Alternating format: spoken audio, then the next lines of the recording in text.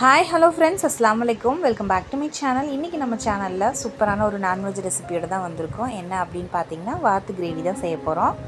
வாத்து கிரேவி ரொம்ப ஈஸியாக டக்குன்னு எப்படி செய்யலான்னு தான் பார்க்க போகிறோம். அதுக்கு முன்னாடி நம்ம சேனலை யாராவது ஃபஸ்ட் டைம் பார்க்குற மாதிரி இருந்தால் மறக்காமல் சப்ஸ்கிரைப் பட்டனை ப்ரெஸ் பண்ணிவிட்டு கூட இருக்கிற பெல் சிம்லையும் கிளிக் பண்ணி வச்சுக்கோங்க. அப்போ தான் நான் போடக்கூடிய வீடியோஸ் உங்களுக்கு உடனுக்குடனே நோட்டிஃபிகேஷன் வரும். நீங்களும் என்னோடய வீடியோஸை தொடர்ந்து பார்க்கலாம். ஸோ இப்போ வாங்க வாத்து கிரேவி செய்கிறது எப்படின்னு பார்த்துடலாம். அதுக்கு நான் 2 கிலோ வாத்து வாங்கியிருக்கேன். தோல் உரிக்காத வாத்து தான் நான் வாங்கியிருக்கேன். கிரேவிக்கு பார்த்திங்கன்னா தோல் உரிக்காத வாத்து தான் நல்லாயிருக்கும். எங்களுக்கு வந்து அப்படி தான் பிடிக்கும். உங்களுக்கு எப்படி வேணுமோ அந்த மாதிரி வாங்கிக்கோங்க. ஸோ தனியாக பிரியாணிக்காக தோல் உரிச்ச வாத்து 1 கிலோ வாங்கியிருக்கோம். கிரேவிக்கு 2 கிலோ வாங்கியிருக்கோம். ஸோ கிரேவி தான் இப்போ செய்ய போகிறோம். வாங்க. கிரேவிக்கு தேவையான பொருட்கள்: 100 கிராம் பூண்டு, 100 கிராம் இஞ்சி, 2 டீஸ்பூன் மிளகு, அதுக்கப்புறம் 7 கிராம்பு, ஒரு சின்ன துண்டு 4 துண்டு வந்து பட்டை, ஒரு 150 கிராம் சின்ன வெங்காயம்.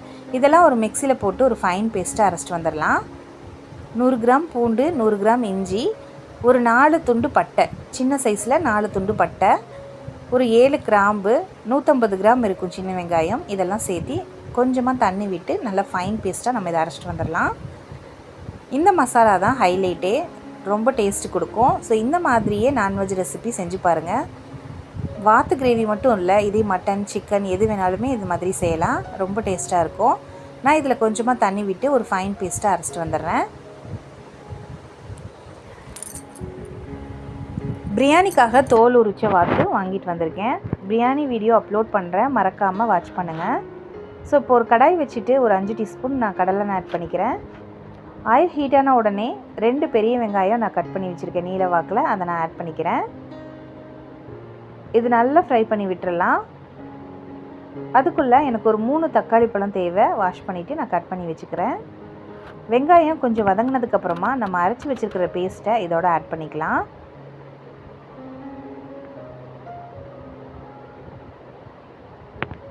ஸோ இப்போ அரைச்சி வச்சுருக்கிற பேஸ்ட்டையும் நான் இதில் ஆட் பண்ணிக்கிட்டேன்.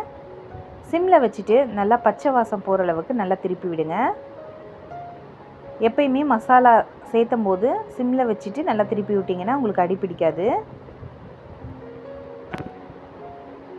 இப்போ நல்லா திருப்பி விட்டதுக்கப்புறம் 3 டீஸ்பூன் மிளகாய் தூள், 3 டீஸ்பூன் பார்த்திங்கன்னா மல்லித்தூள் ஆட் பண்ணிக்கிறேன். இந்த மசாலா ஐட்டம்ஸ் எல்லாம் ஆட் பண்ணும்போது அடுப்பை சிம்மில் வச்சுக்கோங்க. ஹை ஃப்ளேமில் வச்சிங்கன்னா கரிஞ்சிரும். இப்போது நல்லா கலந்து விட்டதுக்கப்புறம் நம்ம வாஷ் பண்ணி வச்சுருக்கிற வாத்துக்கறியை நம்ம இதில் ஆட் பண்ணிக்கலாம். தேவையான அளவு மஞ்சள் தூள் ஆட் பண்ணிக்கிறேன். கறிக்கு தேவையான அளவு உப்பு ஆட் பண்ணிக்கிறேன். இது நல்லா திருப்பி விட்டுடலாம். நம்ம மசாலாலாம் இதில் படுற மாதிரி திருப்பி விட்டுடலாம். ஸோ நல்லா பச்சை வாசலாம் போகிற அளவுக்கு நல்லா வந்து உங்களுக்கு வெந்து வரட்டும். கொஞ்சமாக கொத்தமல்லி தழை தூவி நான் ஒரு 10 நிமிஷம் போல் அப்படியே விட்டுட்டேன். கொஞ்சமாக தண்ணி விட்டுருக்கு பாருங்கள்.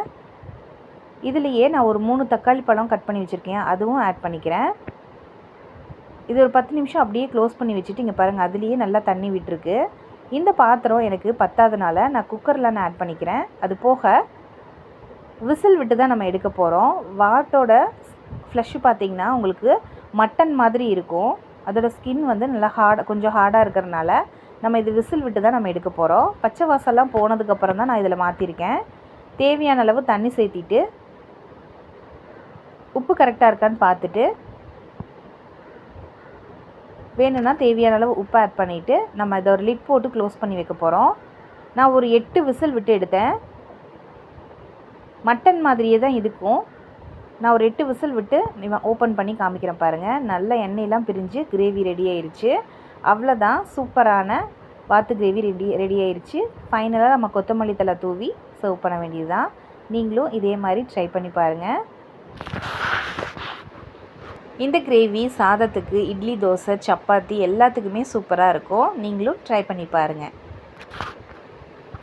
இந்த வீடியோ கண்டிப்பாக உங்களுக்கு பிடிச்சிருக்குன்னு நினைக்கிறேன். பிடிச்சிருந்தா மறக்காமல் சேனலை சப்ஸ்கிரைப் பண்ணி வச்சுக்கோங்க. தேங்க்ஸ் ஃபார் வாட்சிங்.